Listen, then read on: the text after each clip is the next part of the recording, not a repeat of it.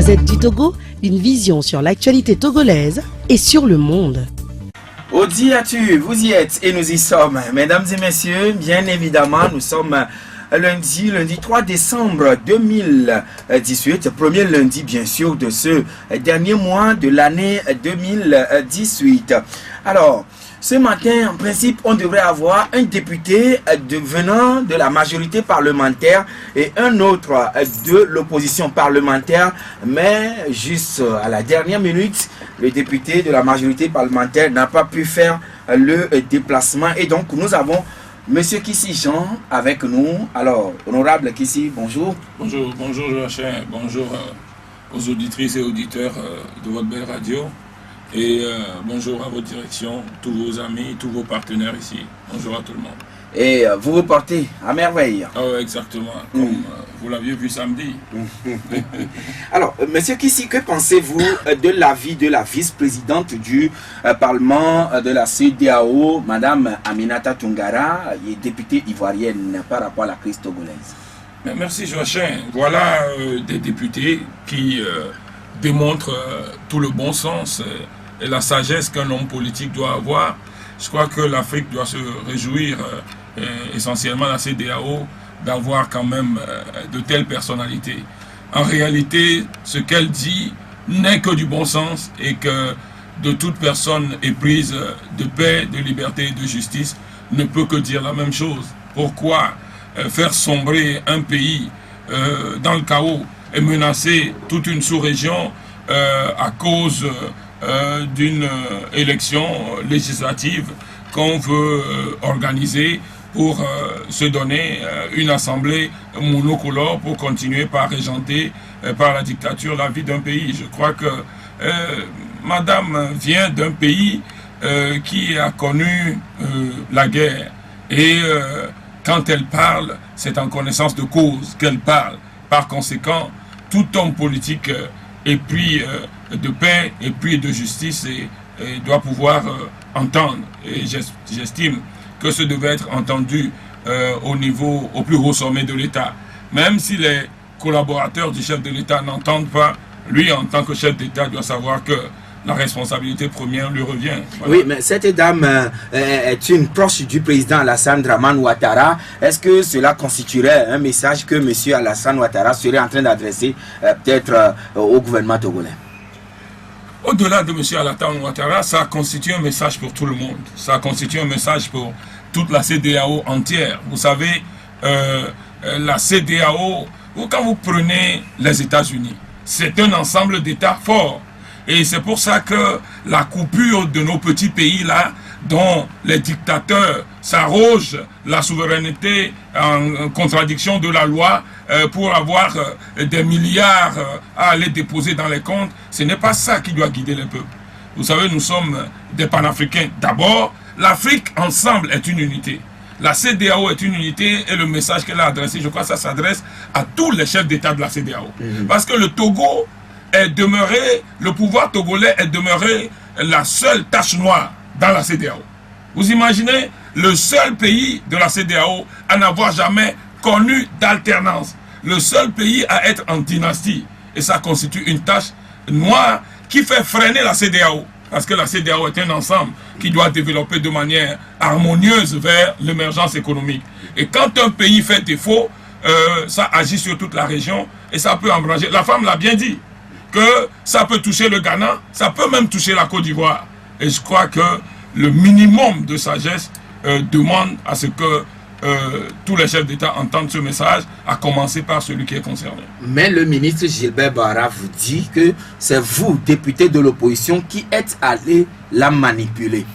Mais vous imaginez, c'est une insulte à l'endroit de cette grande dame.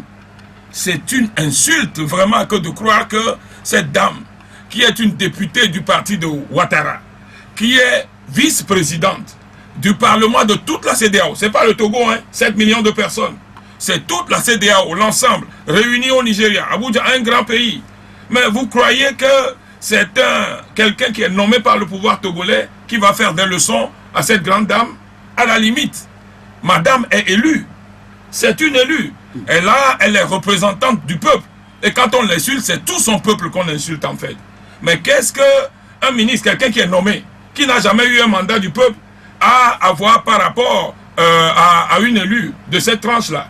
Vous savez, la responsabilité politique provient d'abord d'un mandat. C'est-à-dire que tout ce qui est l'essence d'un politique, tout ce qui vous donne le droit et la légitimité de pouvoir parler au nom des peuples, c'est d'abord le mandat. C'est pour ça que dans un certain nombre de démocraties, comme en Grande-Bretagne, tu ne peux pas aller gérer les choses de l'État si tu n'as pas un mandat du peuple.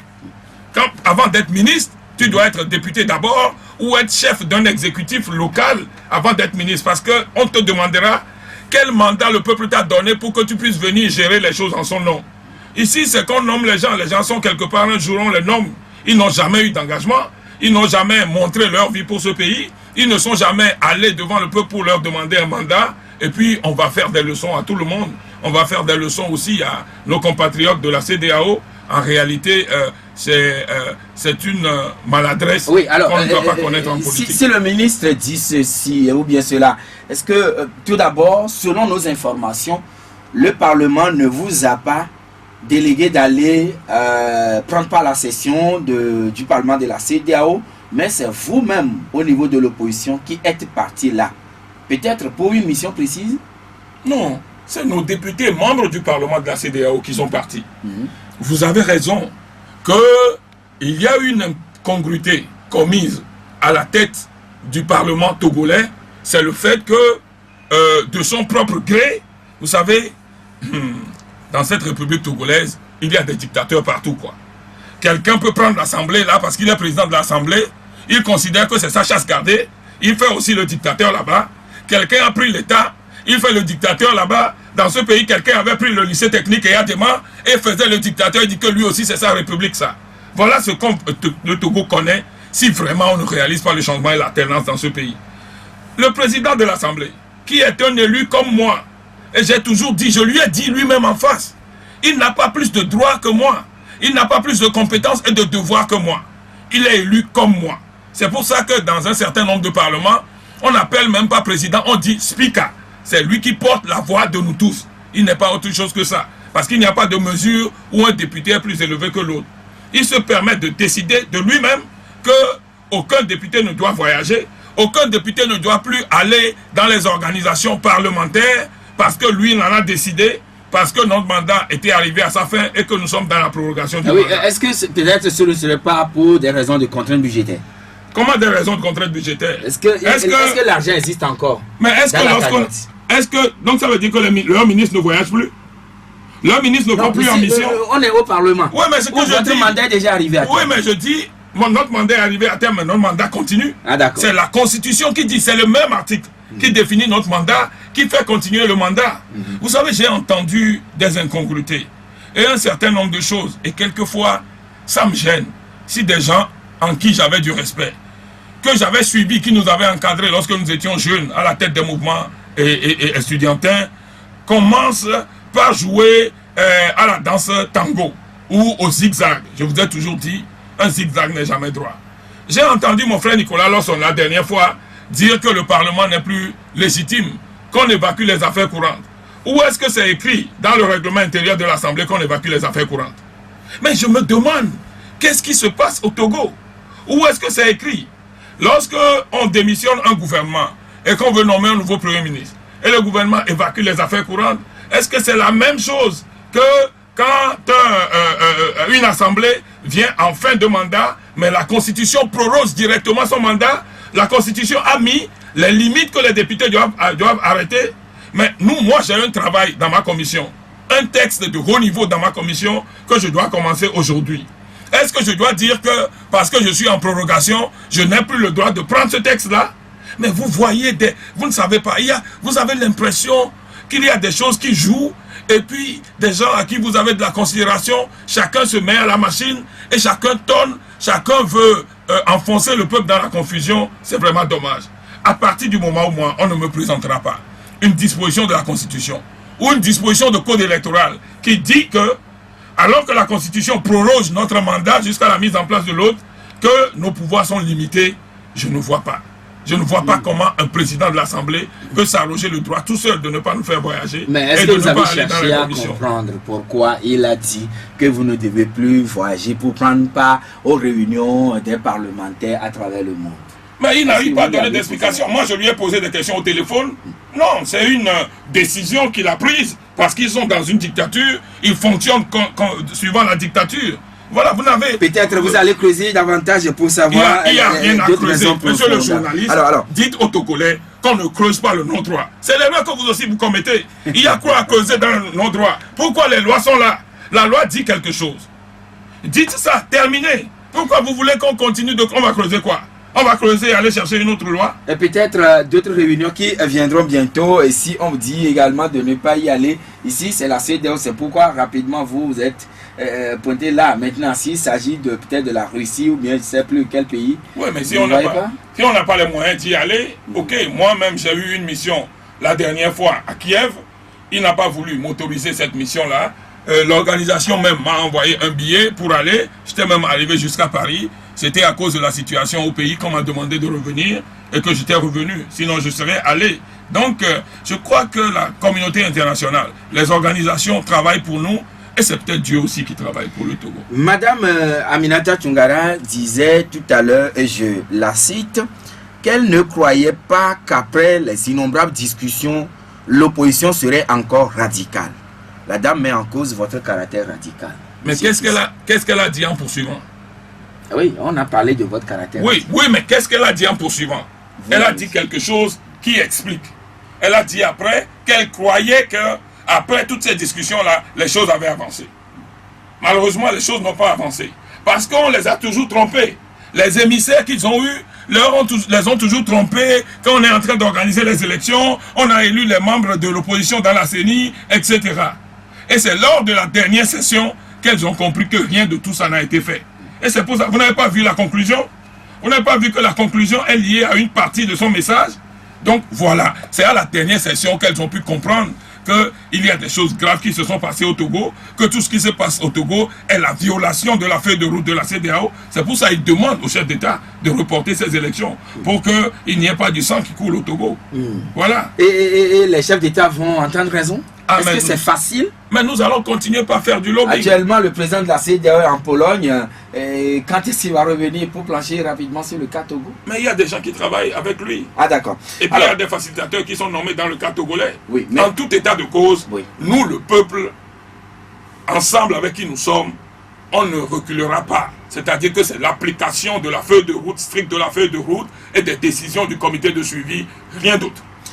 Est-ce que les conditions sont actuellement réunies pour aller aux élections le 20 décembre? Je vous pose cette question parce que hier, le professeur Charles Kondi Agba, délégué national des sages du parti UNIO, disait chez nos confrères de New York TV, je le cite, que le recensement étant déjà fait, les candidatures déposées, puis validées par la Cour constitutionnelle et publiées, les listes des électeurs validées et publiées, l'encre indélébile réceptionnée, rien ne va plus arrêter la machine. Cap sur le 20 décembre.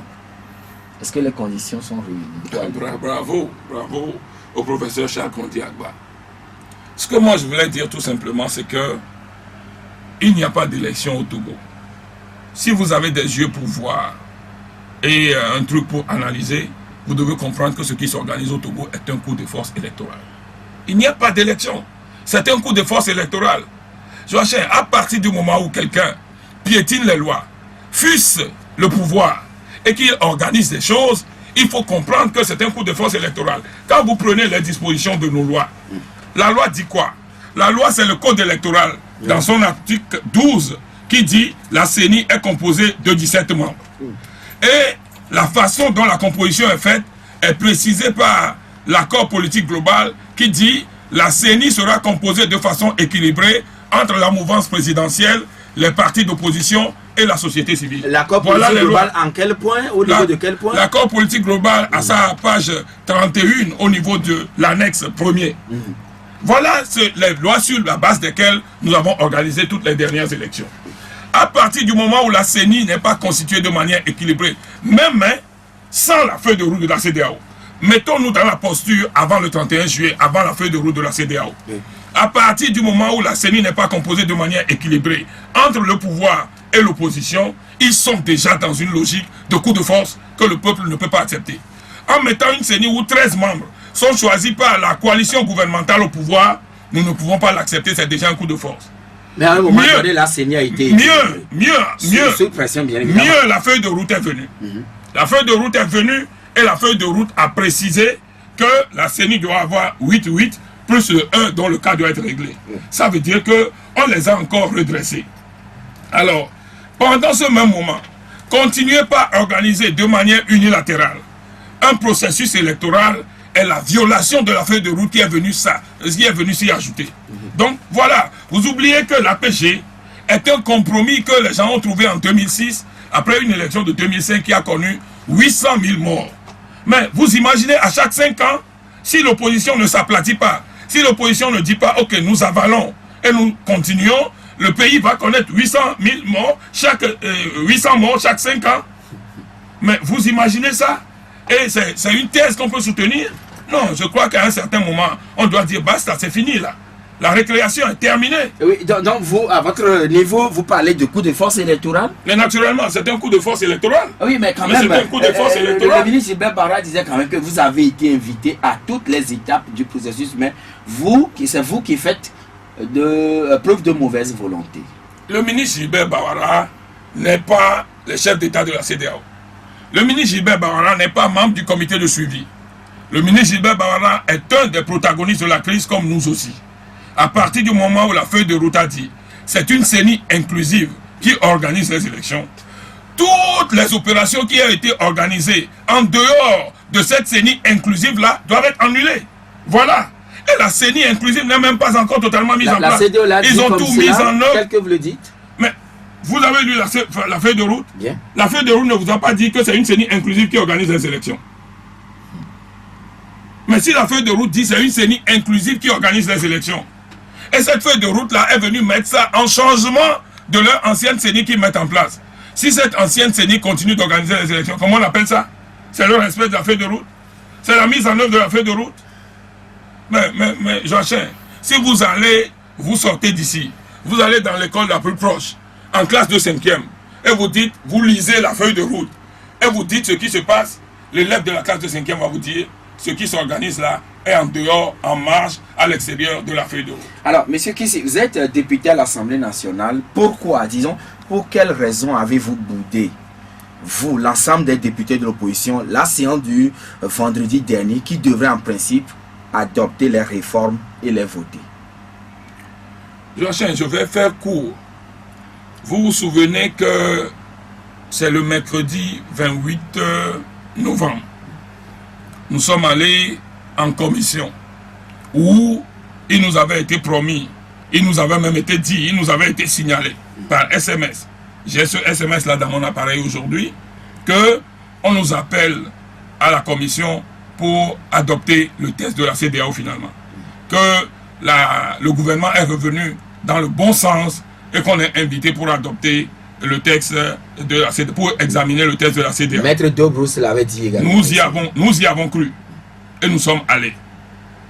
Mais c'est-à-dire que vous imaginez, c'est qu'il reste encore une force à ce peuple à déployer. Parce que dans les autres pays, un menteur ne peut pas gouverner un pays. Un menteur là. C'est-à-dire que c'est ce qui est banni, ne peut pas gouverner un pays. Où se situe le mensonge? Oui. Nous venons en commission et puis voilà le ministre qui vient, il dépose leur propre texte à gauche, le texte de la CEDEAO à droite et il nous fait une proposition verbale en tirant des choses du texte du gouvernement et du texte de la CEDEAO. Alors nous lui avons demandé, jamais à l'Assemblée, on a examiné un texte dont seul le gouvernement a la copie devant lui et que les députés n'ont pas la même copie. Parce que c'est sur ça que nous devons faire nos différents amendements. Mais il a répondu qu'il n'a aucun texte devant lui, que moi j'ai toujours le texte du gouvernement, et l'avant-projet de l'expert de la CEDEAO, on vous l'a distribué, je l'ai, et voilà ce que je vous propose. Mais on lui demande, mais ce que vous proposez, vous nous proposez verbalement. Et c'est le président de l'Assemblée nationale qui nous dit que nous sommes en période de crise. Il faut éviter ces questions de procédure pour que nous puissions avancer. Mais nous lui avons répondu, mais nous sommes dans un processus de révision constitutionnelle. Monsieur le Président, vous vous rendez compte? C'est la loi fondamentale.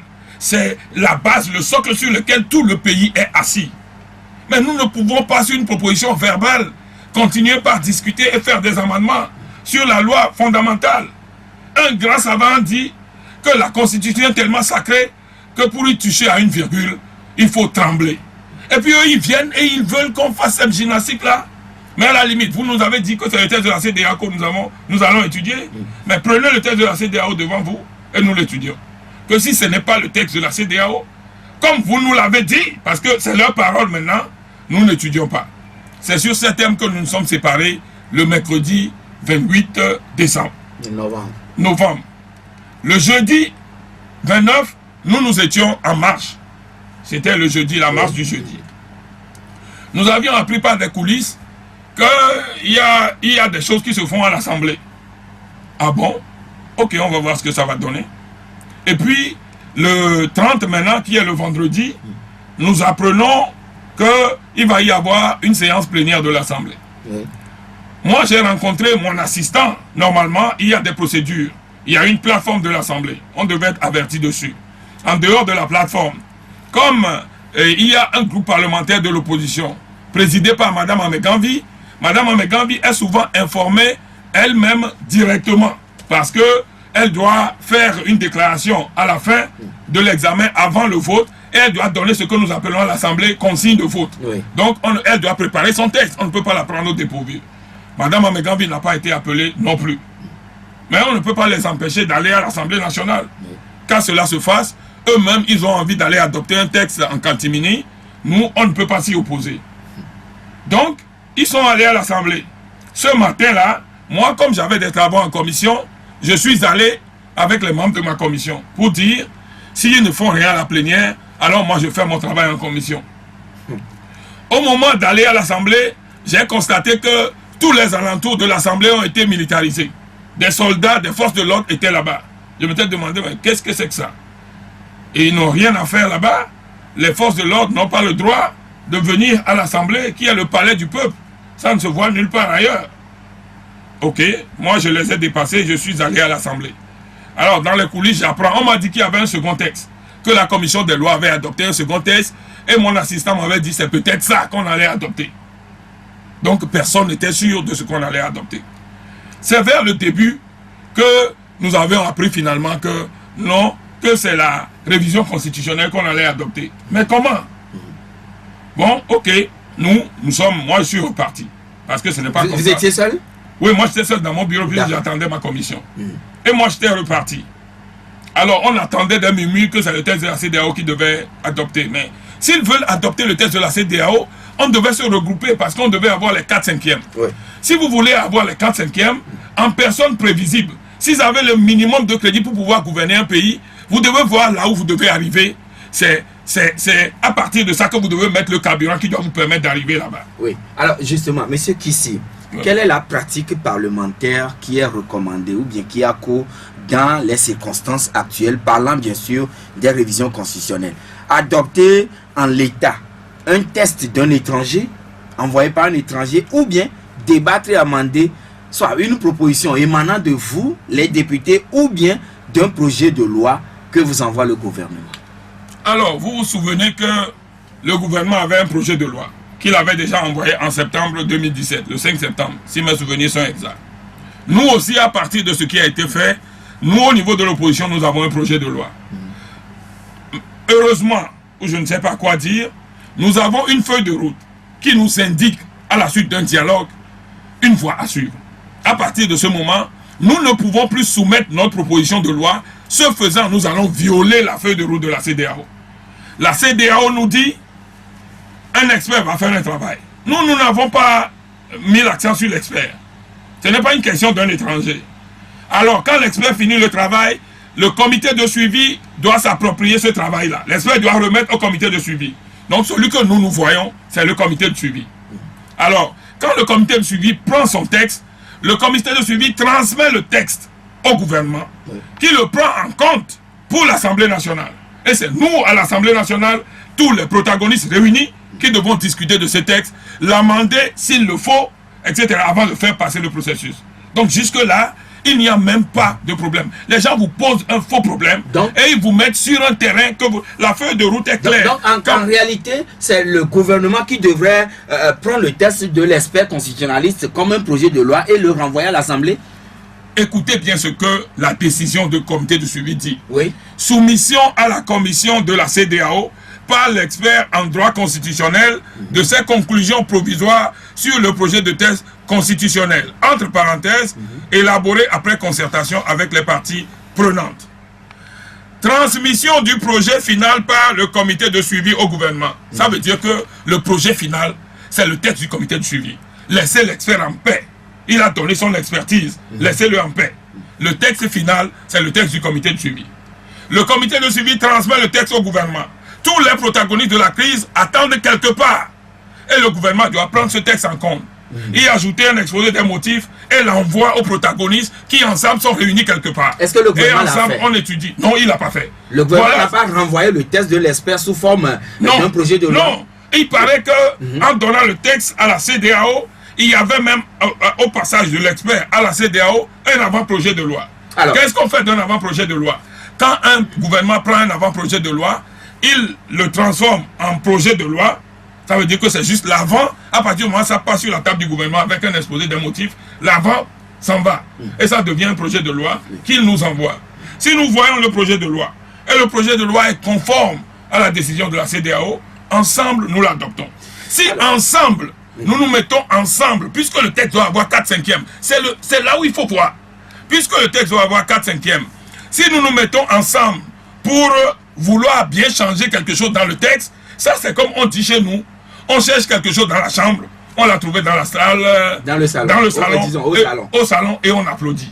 Voilà. Alors, monsieur Kissi, par rapport à cet aspect justement, nous allons vous permettre d'écouter tout de suite le ministre Gilbert Barra. Il s'est prononcé réellement sur le test qui a été, comment les travaux se sont passés à l'Assemblée nationale et les erreurs ou disons les manquements au niveau du test de l'expert constitutionnaliste.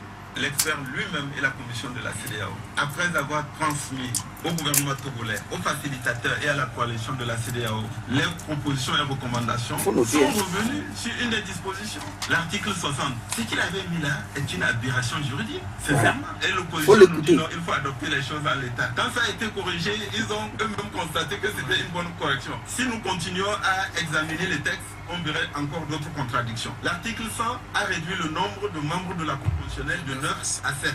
Et l'article 101 a été maintenu intact, alors que l'article 101 parle de la nomination du président de la Cour constitutionnelle pour un mandat de 7 ans. Au moment où l'article 100 parle d'un mandat de 6 ans pour les membres de la Cour constitutionnelle. C'est des erreurs techniques parce que l'expert n'a pas eu le temps de lire toute la constitution congolaise et de voir ça courir. Pourtant, c'était son travail. Travail formidable qui a été fait par la majorité en commission des lois. Nul ne peut faire plus de 2 mandats. Alors donc le problème est réglé. Par rapport à ce contenu, il y a encore une autre avancée majeure et il faut en féliciter de la République, le gouvernement et notre majorité. L'expert estimait que la limitation des mandats doit constituer une disposition intangible et non révisable. Et regardant notre histoire et le contexte togolais, notamment l'expérience de 2002, où certains citoyens et certains partis et acteurs politiques pourraient redouter le fait qu'un seul parti pourrait... Votre radio Victoire FM avec notre invité, monsieur Kissi Jean, député à l'Assemblée nationale, sous la coupole bien sûr du CAR, Comité d'action pour le renouveau, parti membre de la C14. Tout à l'heure, vous avez écouté le ministre Gilbert Barra. Alors, vous, au niveau de l'opposition, vous préconisiez que le test de l'expert soit voté in extenso, c'est-à-dire en l'état. Mais le ministre est en train de sortir certains manquements, certaines erreurs qu'il a qualifiées au niveau de l'article 60 d'une aberration juridique. Première chose, le ministre est ministre de la République togolaise. Moi, je voudrais d'abord, en tant que frère, lui demander un peu de pondération. Alors, qualifier le travail d'un expert juridique de ce niveau, connu d'aberration juridique, je crois que... En ce qui concerne l'aspect de la majorité du suffrage exprimé par rapport... Oui, même ça, je crois que c'est aller trop fort. Parce qu'on dit chez nous, le tchomocho, demain n'est pas loin, on dit chez nous. Alors, quand vous rentrez dedans, ce qu'il qualifie même d'aberration juridique est pratiqué sous d'autres cieux. où les gens sont plus avancés que nous. L'expert n'a jamais donné, Dans les pays de l'Est, allez en Roumanie. Il y a un quota auquel celui qui gouverne le pays doit être élu avant d'être accepté. Voilà, c'est comme des électeurs. Allez, en Roumanie, je crois que ça doit être 40%, mais cherchez la constitution de la Roumanie. Il y a un autre pays dont le président s'appelle Donald Tusk. En tout cas, cherchez dans les pays de l'Est. Moi, je vous le chercherai. Mais en Roumanie, je peux vous garantir qu'il y a un quota dans sa constitution. Et quand tu n'atteins pas ce quota-là, tu ne peux pas te proclamer élu. Voilà, ce n'est pas du tout une aberration juridique. C'est vrai que quand vous voyez la sous-région, il n'y a pas cette disposition. Oui. Et c'est même en Afrique. Voilà, et c'est pour ça que lorsque la modification est venue, nous tous, nous avons dit, ok, ça colle. Ce n'est pas que c'est une aberration juridique, mais ça colle avec l'histoire de notre sous-région. Oui, mais et vous ça n'avez pas soulevé quand vous demandiez quand même que le texte soit voté en l'état. Oui, mais ce que je dis, c'est que si le texte est pris en compte par le gouvernement et que ça vient à l'Assemblée et que nous faisons des discussions, si ensemble nous trouvons un élément historique qui ne colle pas avec notre histoire et que nous voulons le changer ensemble, s'ils disent oui, ce n'est pas bon, nous disons nous aussi, ça ne colle pas avec notre histoire et que nous le changeons ensemble. Au sein de l'Assemblée, c'est comme on le dit, je vous ai dit tout à l'heure, cherchez une chose dans la chambre à coucher, vous le trouvez au salon, il n'y a pas de problème. Là, c'est un élément. Deuxième élément, lorsqu'il dit que la Constitution n'est pas révisable et que ça aussi c'est une incongruité, mais alors là, je ne le comprends pas. Dans plusieurs pays de la sous-région, cette disposition est mise. Je crois même que dans la Constitution ivoirienne, la Constitution burkinabé, après le truc là, c'est mis, et dans la Constitution du Niger, c'est mis que cette disposition n'est pas révisable. Vous savez, ça aussi c'est l'histoire de notre continent. C'est parce que dans notre continent, des gens sont habitués à réviser des constitutions pour s'asseoir au pouvoir. Certains comme Tandja Mamadou ont révisé la constitution et se sont donné un mandat de 3 ans. Alors qu'il y a 3 ans, nulle part. C'est pour ça qu'après Tandja Mamadou, les Nigériens ont dû mettre ça dans leur constitution. Mais vous vous souvenez de toutes les arguties et incongruités que les dictatures africaines, surtout de la CEDEAO, avaient faites avant qu'on aborde ces terres-là? Vous vous souvenez que Tandja Mamadou, qui n'avait pas le droit de dissoudre la Cour constitutionnelle, alors il avait le droit de nommer les membres, mais il n'a pas le droit de dissoudre. Il prend, je crois, 7 ou 9 décrets successifs, il démet chacun des membres, et puis à la fin, mais vous imaginez ces incongruités qui lui avait valu un coup d'État. Un coup d'État, voilà. C'est pour éviter ces genres de coups d'État, etc., que les gens mettent ces genres de verrous dans notre constitution. Oui, maintenant, si on dit que le texte ne peut plus être révisé, alors est-ce qu'on ne ravit pas le pouvoir, la souveraineté dévolue au peuple? Mais dans les pays où c'est mis. Puisque c'est le référendum qui parfois... Oui, mais dans les pays où c'est mis. Oui. Alors pourquoi eux n'ont pas dit pourquoi le pays marche mieux que nous? Mais voilà la question qu'il faut poser aux ministres. C'est-à-dire que vous n'arrivez pas, je ne sais pas parce qu'ils sont des ministres, quelquefois vous n'arrivez pas à leur poser les bonnes questions. Non, mais c'est vous mais je suis sérieux. Non, mais si les gens là dansent devant vos nez comme ça, c'est que vous n'arrivez pas à leur poser les bonnes questions quelquefois. Ou vous hésitez à leur poser les bonnes questions. Donc vous devez montrer le travail aux journalistes. Non, mais c'est pas ce que je dis. Je dis tout simplement qu'il y a une dimension. Il y a une dimension que les journalistes doivent prendre. Vous ne me ferez pas dire, vous m'avez invité pour que je puisse parler. Bien. Et ce n'est pas normal que vous venez nous poser un certain nombre de questions qui sont évidentes. Quelquefois, nous avons l'impression que vous contournez l'évidence. Et ce n'est pas bon. On a le droit de vous le dire. Parce que nous sommes tous ensemble entre Togolais. Voilà. Mais n'obligez pas les journalistes à vouloir poser les questions que vous voudriez. Je n'oblige pas parce que... Non, je n'oblige pas. Parce que certains journalistes se font les porte-parole de certains ministres. J'ai écouté un journaliste... Je dis certains. C'est vous qui voulez m'amener sur ce débat-là. Alors, monsieur Kissi, le ministre a révélé aussi, bon, a soulevé, c'est pas révélé, mais a soulevé quand même que au niveau de l'article 100 et 101, il n'y a pas de compatibilité par rapport au test proposé par l'expert. Mais je suis désolé, Joachim. Où est l'incompatibilité? Oui, il a dit ils sont élus pour 6 ans. Maintenant, l'article 101 dit que le président de l'Assemblée de la Cour constitutionnelle est nommé pour un mandat de 7 ans. Non. Et c'est là il dit qu'il n'a pas pris le temps de pouvoir étudier le... Non, mais l'expert a mis dans l'article 100 que les membres de la Cour, donc le président compris, sont élus pour un mandat de 6 ans.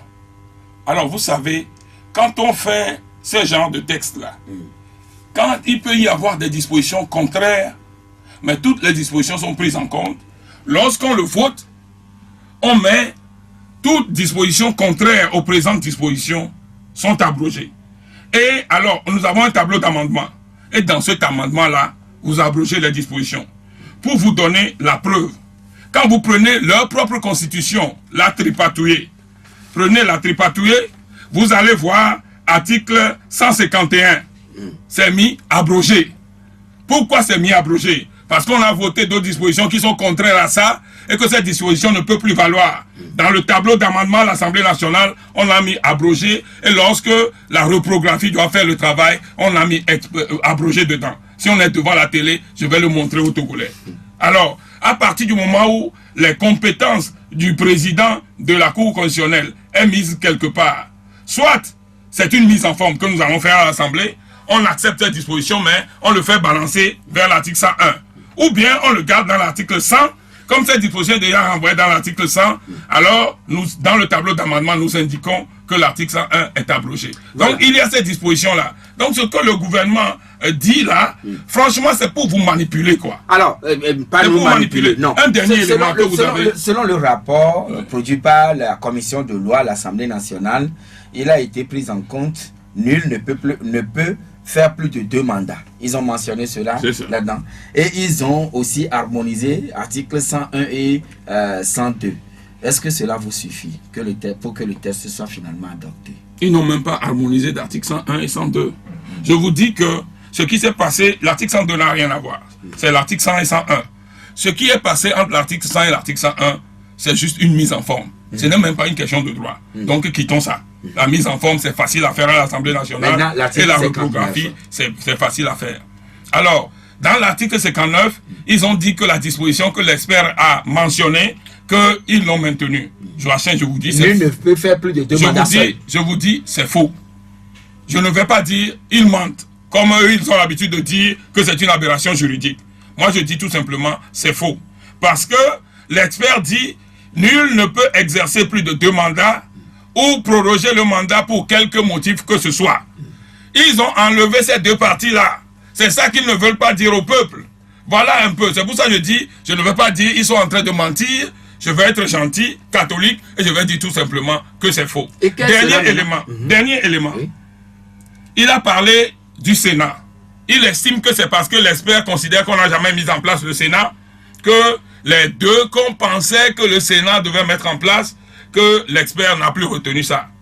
Il faut dire d'abord que la Constitution de 1992 a mis 7 et non 9.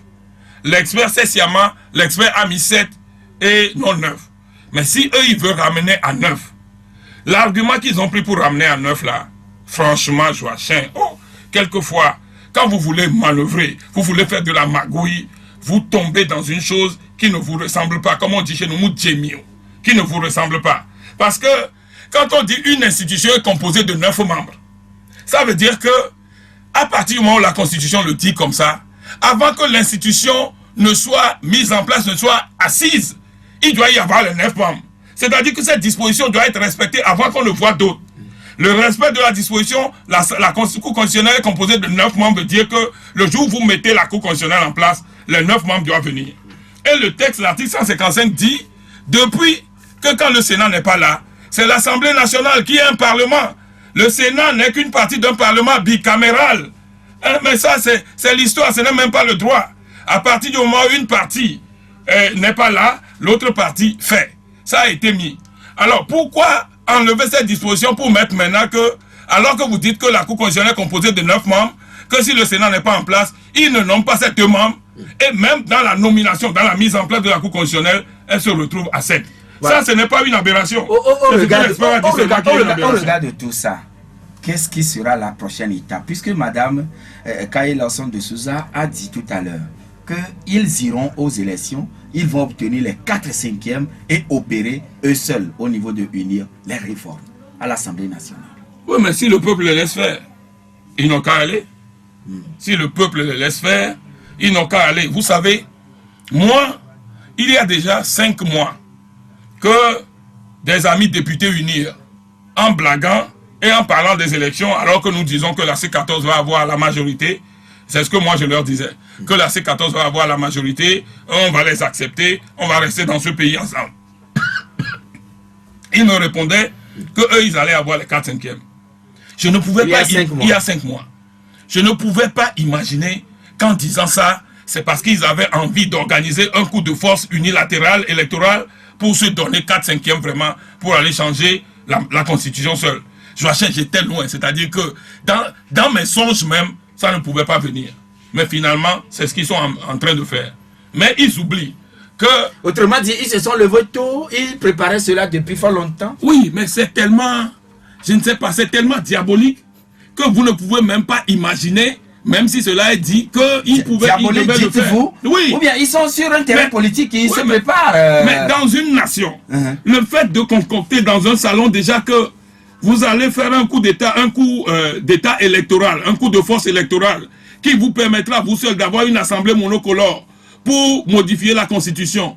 Et c'est pour ça que vous faites des blocages à toute dimension de révision consensuelle pour faire apaiser la crise. Est-ce que ce n'est pas diabolique, Joachim? Au demeurant, ils ont oublié. Oui, et je vais vous le lire. Mais avant de nous lire cette portion, M. Gado a une question à vous poser. M. Gado, vous êtes en ligne. Bonjour. Oui, bonjour. Bonjour, oui. Honorable, vous avez une lourde responsabilité. Parce que c'est maintenant que vous allez arracher l'indépendance du Togo. Donc, c'est de sorte que votre nom, la dictature, soit ancrée dans l'histoire. Merci et nous sommes derrière vous. Bonne journée. Monsieur Larson, bonjour. Monsieur, bonjour. Oui, bonjour. Je salue votre invité. Et je voulais tout simplement leur dire que leur suivez-moi. Et encore une fois, bonjour au peuple martyr du Togo. Merci. Oui. Allez-y, allez-y. Vous mettrez le meilleur des tests dans les mains de quelqu'un de mauvaise foi, il lira autrement. Même Jésus-Christ descendra sur terre pour dire à ce régime que ce que vous faites avec le peuple n'est pas bon. Ils tâcheront Jésus d'être membre de la C14. C'est pour ça, tout simplement. Je voudrais encore une fois interpeller le chef de l'État, seul garant de la cohésion nationale et de la sécurité du peuple togolais, d'arrêter les choses alors qu'il est temps. L'élection prévue pour le 20 décembre sera catastrophique pour le Togo. Et où est la CEDEAO? La CEDEAO est venue pour calmer la situation ou quoi? Merci, monsieur Larson. Vous avez été bien compris. Monsieur Gagnon? Monsieur Gagnon, bonjour. Bonjour. Oui, nous vous écoutons. Ce matin, j'aimerais savoir quel est l'intérêt que juge notre gouvernement ou bien quel est le profit qu'il en aura lorsque cette élection aura lieu. Parce que malgré tout ce que la société civile dit, tout ce que la CEDEAO dit, il tient toujours à ce que ce scrutin soit fait. Je veux savoir quel avantage, quel profit voudrait-il tirer de la tenue de cette élection. C'est ça que je veux savoir. D'accord. Et nous allons prendre le dernier intervenant, c'est Komi. Bonjour. Bonjour. Oui. Je pense que tu vas bien. Bien, comme vous. Demander 2 questions à notre invité. Première question, c'est inscrit où dans nos lois togolaises que lorsqu'il y a les campagnes et l'élection, les autres ne doivent pas se manifester. Première question. Deuxième question, quelle est cette culture de notre gouvernement de ne pas accepter les débats contradictoires et chaque fois on ne les reçoit pas dans les radios. À qui ils font exactement leur compte rendu? À quel peuple ils font leur compte rendu? Oui, merci. Monsieur Kissi, le gouvernement fuit le débat contradictoire et comment rendit-il compte au peuple? Oui, mais naturellement, je crois que ça aussi, les médias doivent pouvoir faire le travail. Comme on est dans une... De toutes les façons, nous y attelons. Comme on est dans un processus de dialogue, pour savoir vraiment les vérités, il faut qu'il y ait un débat. Parce que moi, je peux venir ici répéter ce que vous voulez. Et puis eux aussi vont aller ailleurs pour répéter. Regardez un élément aussi symbolique. Ils sont allés à l'Assemblée le 30 novembre pour adopter eux-mêmes aux 2/3, parce qu'ils ont 62 députés, alors que les 2/3 c'est 61, pour adopter leur constitution et l'envoyer au référendum. Et ils sont allés Et Dieu a joué. Je colle ça à la réponse à M. Lawson. Oui. Et je dis, Dieu travaille aussi, quoi. Dieu, oui. Dieu a fait que, même sur les 62 députés, ils n'ont pas pu avoir le quorum pour adopter les 2 tiers. Donc, tous les 62 n'étaient pas présents comment physiquement? C'est ça qui a fait. Ils n'ont eu que 57. Plusieurs journalistes ont été dans la salle. Oui. Ils n'ont eu que 57. Mais ça ne s'est jamais parlé. C'est ce qu'on appelle chez nous amlima. Je ne sais pas comment on dit ça en français. Miracle. C'est le miracle. Voilà ce qui s'est passé un peu la dernière fois. Je vous dis, vous vous souvenez, en 2014, ils ont eu les 2 tiers pour un anachronisme tel que le gouvernement même a envoyé un texte et en bloc les députés l'ont rejeté. Donc, en septembre 2017, ils ont eu les 2 tiers. Comment se fait-il que cette fois-ci, ils n'ont pas eu les 2 tiers? Dieu travaille. Les Togolais, si vous êtes chez vous, applaudissez au moins pour ça. Oui, quel est l'intérêt pour le gouvernement de coûte que coûte organiser les élections le 20 décembre? Quel intérêt? Oui, non, en fait, ce qui s'est passé, moi je l'ai dit depuis, hein, vous vous souvenez, et c'est dans votre studio que je l'ai énoncé la première fois. Et je vous ai dit, ça doit faire au moins 2 mois maintenant, un truc, cherchez vos émissions, c'était mon avant-dernière émission, ça doit être. Et je vous ai dit que j'ai appris des choses, que apparemment, ils se sentent au niveau du pouvoir, que s'ils mettent en œuvre la feuille de route, mais il n'y avait même pas la dernière réunion du comité de suivi, que s'ils mettent en œuvre la feuille de route, ils perdent les législatives et ils perdent le pouvoir. Que la dimension dans laquelle ils sont, soit c'est semer du grabuge, soit organiser des élections auxquelles l'opposition ne participerait pas. Donc je crois que finalement, c'est cette option qu'ils ont choisie. Et c'est cette option avec laquelle ils sont en train d'avancer. Pourquoi pour le peuple togolais? Et c'est sur ça, oui, on nous dit. On vous dit de ne pas du tout manifester pendant la période de campagne. Oui. Est-ce que c'est la raison pour laquelle vous prévoyez plutôt un Togo mort demain? Non, on ne va pas s'arrêter au Togo mort. Hein. Le Togo mort, c'est juste une stratégie de pause pour préparer les stratégies que nous allons avancer dans le futur. C'est ça que nous faisons demain. Le Togo mort, c'est ça. Ça nous donne nous-mêmes, les leaders, le truc de nous reposer et de préparer les stratégies avec lesquelles nous allons avancer. Parce que pour nous, il n'est pas question, et je le répète, je le dis à dessein, il n'est pas question que nous acceptons qu'un pouvoir qui organise un coup de force électoral puisse se donner le droit d'organiser des manifestations publiques. Et nous qui demandons le respect de la feuille de route, qu'ils nous interdisent de manifester. Il n'est pas question, nous ne l'accepterons aujourd'hui, nous ne l'accepterons pas demain. Et vous trouverez le général Yark sur votre chemin. Le peuple est prêt. Il a dit. Le peuple est prêt. De toutes les façons, même quand le peuple est dans son droit, on le martyrise, on l'opprime. Vous vous souvenez du petit Jojo qui a été enterré? Alors, est-ce que c'est une histoire qu'on va vous réciter? Un incident failli se reproduit encore au même lieu, le samedi dernier. Le samedi dernier, oui. Qu'est-ce que les gens ont fait? Merci. La manifestation est autorisée, mais on a tiré des gaz sur des gens. Et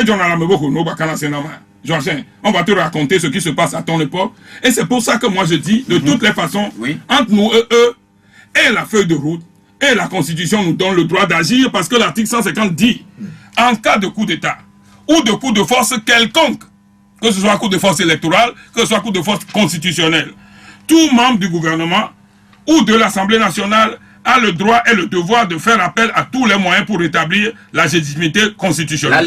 La légitimité constitutionnelle. Le deuxième alinéa dit, dans ces circonstances, pour tout Togolais, désobéir et s'organiser pour faire échec à l'autorité illégitime constitue le plus sacré des droits et le plus impératif des devoirs.